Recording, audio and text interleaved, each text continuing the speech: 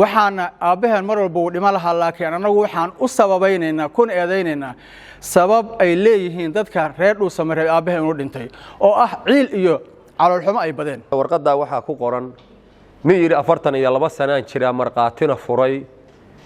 la yiri maxaad goorma kuugu horeeyday ee yiri 84 oo 2 sano uu jiray bal adduunka meesha lagu arkay qof 2 sano jirto marqaatiya muslim iyo gaalo meel ay ka timid wax arkay iyo wax maqlay midna lama arko waxaan leenahay dhulka ma dhacmayo dhacna uma eka dhibaato ka imaanaysa hal iska fiiriyo hal la joojiyo hana loo daayo dhulkeena odayaashii Saleebaan hadaan nahay ki boos ku laha laga dhaco waxa ila tahay waa dhibaato caasimadii iyo midnimadii galmudug laga geysanayo waxaan leenahay walaalayaalow arintaas fiirsha maxkamadda gobolka galgaduud dacwo loo tagay maxkamaddu dhulkaas sabraloogii la hayay cadayntiisii la hayo dokumentigiisii la hayay waxay ku xukuntay baadil ku xukuntay inagoo ah Ciise Yuusuf Gadiid kuna magac dheer Ciise Madoobe waxaan la wadaagaynaa cid kasta oo caqli leh ay suurtagal tahay in lala hadlo Soomaaliya ajaanibba dhibaatooyin 34 sano jirsaday oo noloku geystay magaalada Dhuusamareeb inaga iyo aabaheen dhibaatooyinkaas oo ah dhac hanti ma guurta burburin hanti ma guurta iyo barakicin taariikhdu ugu horeysay shakhsiyaad reer Dhuusamareebeed ah oo wata garab qabiil ayaa boosas aabaheen u lahaa ku dhacay Dhuusamareeb markii ugu horeysay ee dhulkeena ay dhacaana taariikhdu waxay ahayd 7 bishii 2 1992 aabaheen marka dhulkiisa marka la dhacay kamuuna harinin cid kasta oo waxgarad reer Dhuusamareebeed ayuu cabashiisa la wadaagay iyo siyaasi kasta oo cayr oo magaalada Dhuusamareeb yimaada waxna laguma qabanin sidoo kaleeto aabaheen wuxuu la wadaagay beesha uu ka dhashay ee reer Xaaji Saleebaan taariikh dhigan weeye taariikhdaasna waxay ahayd 2002 ayuu la wadaagay cayr Saleebaan u fariistay dhaca dhulkiisa aabaheen la dhacay waxaan kale ummadda Soomaaliyeed la wadaagaynaa dhulalka ay dhaceen sida ay ugu ganacsanayaan hadeertaana dhulkay ku ganacsanayaan dhaqaalihii ka abuureen hadeertaan 2025 ay guri uga dhax dhisayaan dhaqaalihii ka heleen waxaan kale ummadda Soomaaliyeed la wadaagaynaa boosaska qaar ay dhaceen 10 guri oo ku taalay ninkii dhacay 20 sano soo ugu shaqaysanayay ka bacdina uu guriyihii ku yaala 10 qolaha uu burburiyay iyadana ummadda Soomaaliyeed waa la wadaagaynaa waxa kale ayadana aan la wadaagaynaa ummadda Soomaaliyeed dhulka la dhacay 1992 la dhacay waa dhul geerash ah oo haddana guriyaha laga dhisayo dhulka ayaa aabaheen maxkamad Dhuusamareeb ku taalay dacwo ka furtay markuu dacwadii ka furtay ayaa gudoomiyihii maxkamadda wuxuu yiri asagoo xalaaleynay dhulka geerashka oo la dhacay Ciise document dhulguma yeesho wax ajiiba waa magaalada aabaheen sida loogu dhibayana aabaheen wuxuu ku noolaa 70 sanadood wuxuu soo galay 1950kii wuxuuna ku dhex geeriyooday 2019kii bishii 10aad 25teedii Ilaahay ha u naxariistee waxaana aabaheen mar walba uu dhima lahaa laakiin anagu waxaan u sababaynaynaa kun eedaynaynaa sabab ay leeyihiin dadka reer Dhuusamareeb aabaheen uu dhintay oo ah ciil iyo calool xumo ay badeen waxa weeye marka dhacu markii hore wuxuuba ahaaba shakhsiyaad buu ahaa garab qabiil wata hadda 2025 aan ku jirno shirkadaha dhulkeena dhacaya waxa kamid ah shirkadaha dhulkeena dhacaya shirkad leeyahay Baalgoray guri dabaq ay Dhuusamareeb ka dhisatay dhul banaan anagu aan lahayn ayay ku darsadeen sanadkan hadda bishii 24keedii ayaan dhulkan lahayn darbiga ku xareysteen markaan kala hadalno nir waraalayaal dhulkeena noo daayana waxayna dhulkan inaad leedihiin jeejes dhulkan inaad leedihiin waan ogsoonahay laakiin nootayna la taga aan kala qorano markaan ku danamisan aan kaga guurno saas noogu jeejeeseen Baalgorayna sidoo kaleeto maamulka degmada Dhuusamareeb hadda shaqeynaya isagoo dhaceeno ka qayb qaata maxkamadda gobolka Galgaduud dhaceena iyadoo ka qayb qaadata maxkamadda gobolka Galgaduud dhaceena ay dhulkeena uga qayb qaadatay iyo maamulka degmada Dhuusamareeb hadda shaqeynaya dhace dhulkeena uga qayb qaatana document aan u haynaa dhacaas qaabkay u dhacaan iyo sifooyinku u dhacayna document aan u haynaa waxa weeye marka dhulkeena hadda gabagabo wuxuu marayaa ama dacwo ama dacwoonin hawl noo taalla maaha waa hadda 24 bishii shanaad hadda aan ku jirno sanadka hadda bishii aan soo dhaafnay haddeertaan maxkamadda gobolka Galgaduud dacwan geysan dacwadaasna waxa weeye dhulka geerishka dhul laga dhisay guri laga dhisay ayaan ka dacwoonin aan dhahayn dhulkaana la ka joojiyo maxkamadda gobolka Galgaduud dacwadeennii faylkeedii waa soo dhameystirnay maxkamaddu 29 bishii shanaad 2025 hadda aan ku jirno ayay warqad xayiraad soo saartay warqadii xayiraad dadkii dhulka dhisanaya loo geeyay waxna kama naasacadaan yoomuna hadda aan joogno faylkeygii aniga dacwadii aniga aan furtay oo aan soo buuxiyana saacadan oo la joogo wax kama hayo jawaab ah dadkii aan soo dacweeyay waxa weeye marka ayadoo maxkamaddu ay xayiraad saartay ayaa dhulkii la dhisayaa ummadda Soomaaliyeedna waa la wadaagaynaa dhul walba geerishka guriga laga dhisayna waa la wadaagaynaa guryaha la jajabiyana waa la wadaagaynaa maanta oo ay taariikhdu tahay 16 bishii 6 2025 shirkaas jaraa'id arinta loo qabtay waa dhacaas ka jira Dhuusamareeb oo dad badan oo reer Xaaji Saleebaana ku dhacay maantana qayladhaanta ay ugu dambaysaa ay ku imaanayso dhulka Ilmo Ciise Madoobe oo ku yaala xaafadda Dayax oo hadda bishii 6 oo aan soo dhaafnay xukunkiisu uu dhacay oo bishii shanaad oo aan soo dhaafnay xukunkiisu uu dhacay oo ugu dambeeyo waxaan rabaa wax yar inaan faahfaahiyo anigu waxaan ka mid ahaa odayaal reer Xaaji Saleebaan oo salaadiintii reer Xaaji Saleebaan ay ka mid yihiin oo ay nabadoonnadii ka mid yihiin oo ay culamaa u diin ka mid yihiin oo gudoomiyihii degmada Maxamed Maxamuud Suuley uu ka mid yahay raggii u tagay Dhuusamareeb 92 ayaan ka mid ahaa waxaan joogay oo aan goobjoog ka ahaa maalintii dhulka geerishka oo reer Dhuusamareebeed waa yaqaaneen laamiga hadii Ilaahay ku rooyahay fiyaalaha laamiga ku yaal ay boobeen raggii ninkii xaasha laba jir la dhihi jiray oo hoggaanka u ahaa ay dhaceen oo ay boobeen reer Xaaji Saleebaan u tageen lafaha cayr oo cayr bari nimanka la yiraahdo ayaa iskugu yimid ugaas Maxamed ugaas Nuur ayaa maalintaas fadhiyay koob 19 nabadoon ayaa soo fariisatay 17 naba oo cayr ah 17 nabadoon iyo suldaankii 18 kaas oo Saleebaanina waa u tageen 22 beri u fadhiyeen ninkii odaga u ahaa ninkaas aan magacaabay inuu san nooleen iyo inuu nool yahay kala garan maayo waa dhintaan filaya qofkii hadda wax dhacayna hadduu dhintay haddii Ilaahay ku rooyana waa dhintay hadduu nool yahayna waa uu dhiman doonaa ninkii wax dhacayna mindhaa dhibkiisu qaadanaya oo xagga la tegaya intii wax dhacdayna haddii Ilaahay ku rooyay waxaan u malaynayaa inay xaq tahay intii haddii Ilaahay ku rooyay samahooda iyo khayrkooda jecel inay badbaado u raadsan inay tahay baan filayaa midda intaasan uga gudbaya maalinta waa iskaga yimaadeen Cayr iyo Saleebaan 92 bay ahayd 2002 ahayd markay inta fadhiyeen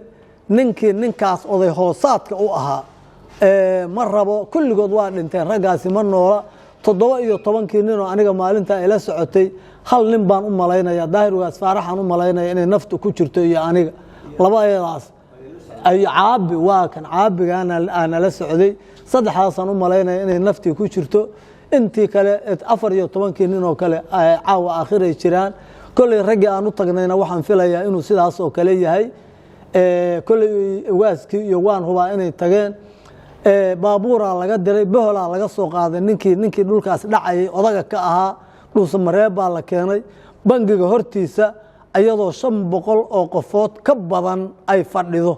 ayaa bangiga hortiisa la soo fariisiyay kalimadii uu yiri waxba iskagama kay dara waan aqaanaa Macallin Axmed Maalin Xareed buu ahaa wuu dhintay aakhiru jira markii ugaaskii warkii u jeediyay odayaasha Cayr u jeediyeen oo la yiri dhulka reer Xaaji Saleebaan soo wareejiya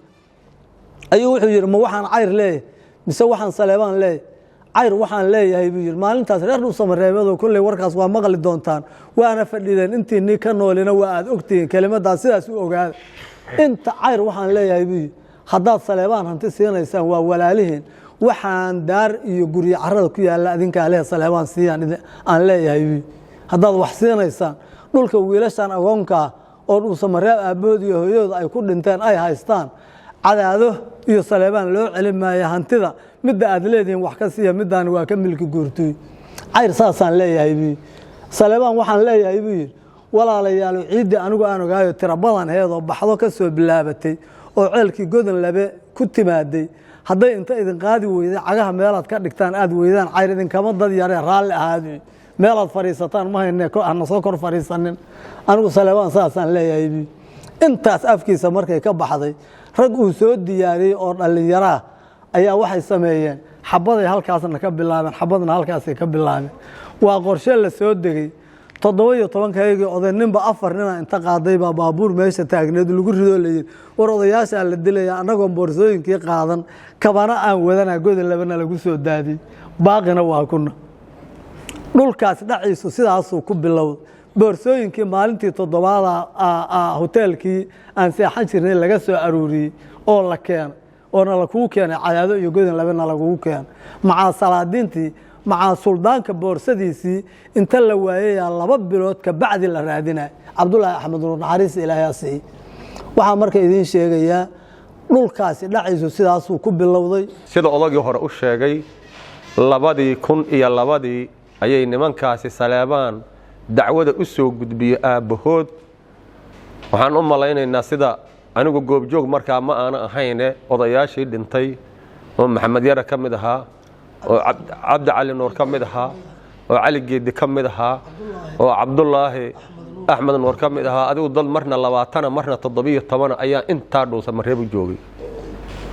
maamul dadka ka dhaxeeyay iyo dadkana ma uusan jirin markaas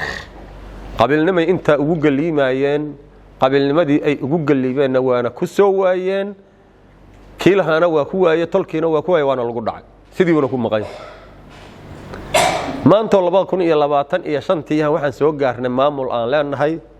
dawladda galmudug oo madaxweynuhu u sareeya waxaan ugu baaqaynaa dadka uu madaxweynaha u yahay dadka loogu dhiibayo xukunka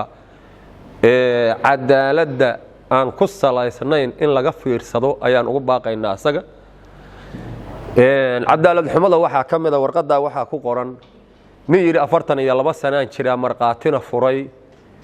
la yiri maxaad goorma kuugu horreeyay ee yiri 84 oo 2 sano uu jiray bal adduunka meesha lagu arkay qof 2 sano jirto marqaatiya muslim iyo gaalo meel ay ka timid wax arkay iyo wax maqlay midna lama arko inta marka ayaka uga soo gudubno oo maamulka haduu degmada yahay iyo haduu gobolka yahay waxaan leenahay waad maqlaysiin eedda in kor saaran iska roga hadday in qabatana qaata oo keena xoolaha haddayse in qabana goob cad iskaga reebo ina bari ka tihiin maxkamadda ninkii kulay tani waa caddahay oo halkaas lagu xukumay dhulkaas safraloogiisi waa ka warqadaas oo asagana ku jira waa kaasa halkaas uu yaala safraloogii waa kaasa asaguna xukunkiina waa kaasa waxa lagu xugmiyana waa sidaas ninaan waxba haysan in loo xugmiyay intaasaan maxkamadda uga gudbaynaa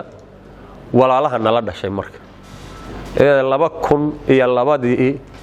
dhaqanka reer Xaaji Suleeman ay galiinka ugu tageen waxay ugu galiibeen laga waayay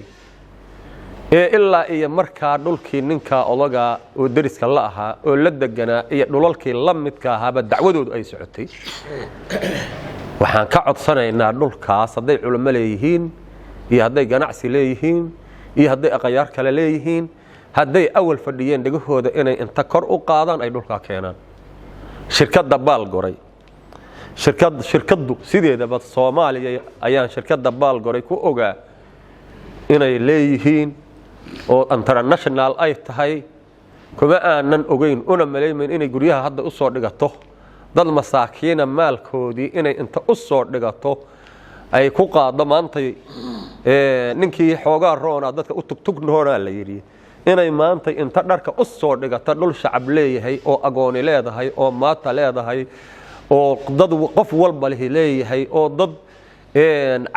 leeyahay dhiman oo dad waayeelay wax ku leeyahay inay maanta shirkadii Baalgoray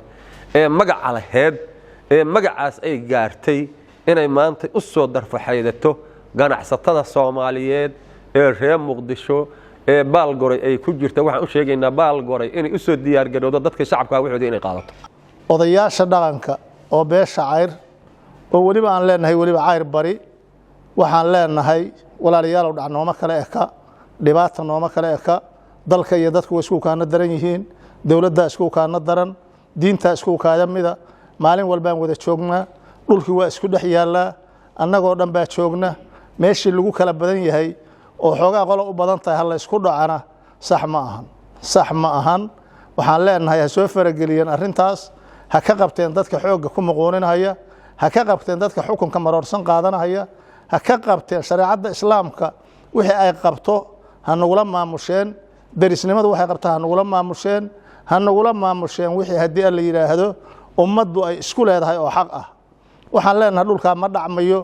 dhacna uma eka dhibaata ka imaanaysa ha la iska fiiriyo ha la joojiyo ha naloo daayo dhulkeenna odayaashii Saleebaan haddaan nahay annaga maanta iyo maalintii intii ka dhaxaysa dacwadiisu socotay oo 91dii dhulka odayaal dhintay iyo kuwa nool intii ka dhaxaysa dacwadiisa la waday dacwadiisa markii la wadayna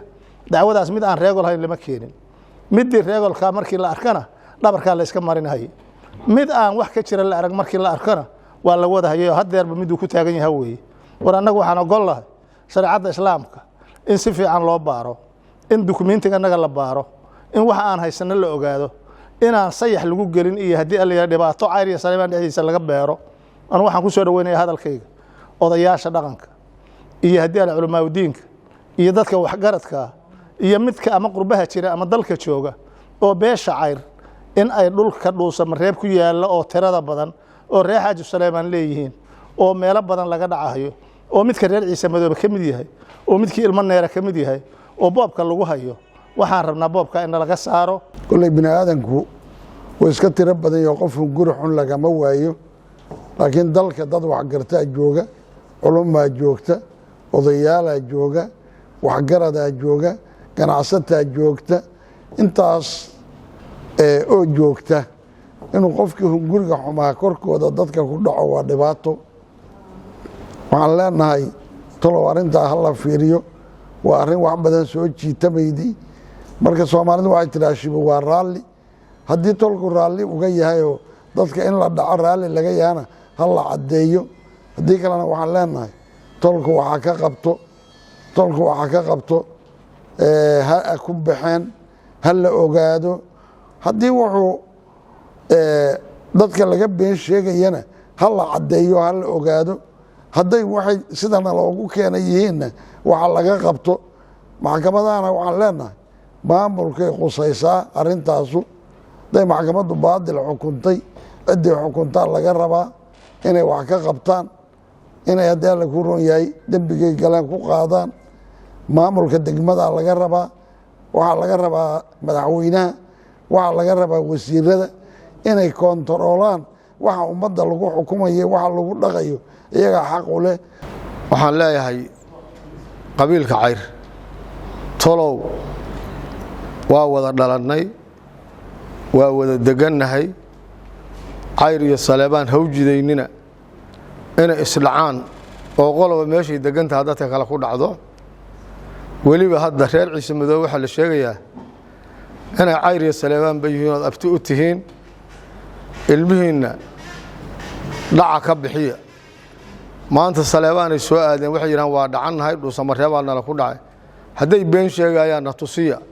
inay wax baadila doonayaan waa arkaynaa waa qabanaynaa gardaradooda waa ku qabanaynaa haday sadhacnayn haday dhacan yihiin unsur akhaaka daaliman oo madluuman waa xadiiskii dadka dhacaya ka qabta adinka caasimadii jooga meeshii la rabay maanta in dadka la isugu keeno dadka oo dhan dhul laga siiyo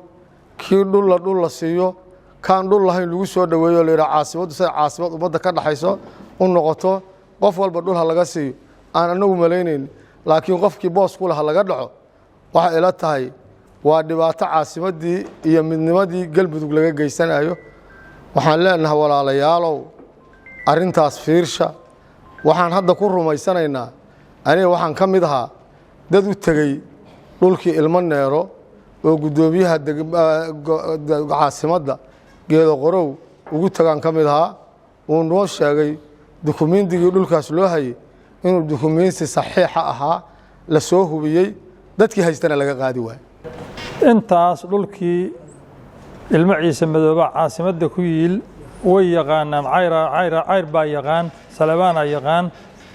Soomaaliya taqaan dhulkaasu waa dhul sabraloog leh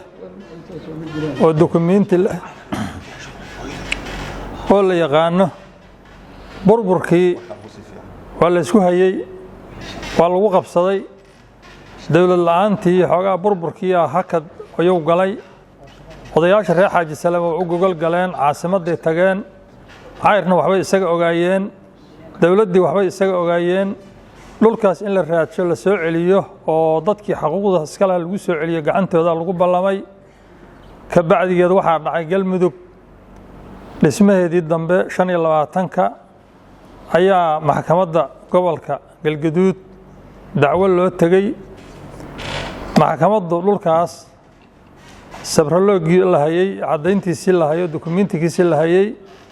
waxay ku xukuntay baadil ku xukuntay waa cadaynaynaa oo haddaanan cadayn warqadaana nala hor keenay warqadan dukumiintiga markii loo xukumi lahaa dadkii xaq iska lahaa dukumiintiga iska lahaa waxa loo xukumay dad aan dukumiinti haysan ee loogu xukumay sida naloo sheegay nin la yiri 42 sano ayuu maaragtay uu ogaa asagoo laba jira maragaas lagu xukumaa la yiri waxaan leenahay maxkamadaha gobolka kuwa sare darajo kasta maxkamadda Galmudug leedahay waxaan filayaa 4 darajo inay tahay waxaan leenahay dhulkaas cadaalad inuu helo oo dadkaas cadaalad helaan dalka meesha waxa uu u dhinto waa maxkamadda waay dhulka reer Ciise Madoobe ee lagu dhacay caasimadda Galmudug Dhuusamareeb sida sharci darrada ah waxaan ka codsanaynaa walaalaheena reer Cayr ee degan Dhuusamareeb dhulkaas Ciise Madoobe wuxuu ahaa nin reer Dhuusamareebeeda nin ku dhaqmay nin deganaa jiray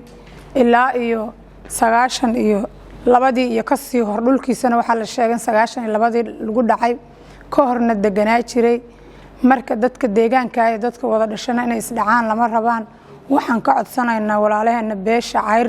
inay arintaas soo farageliyaan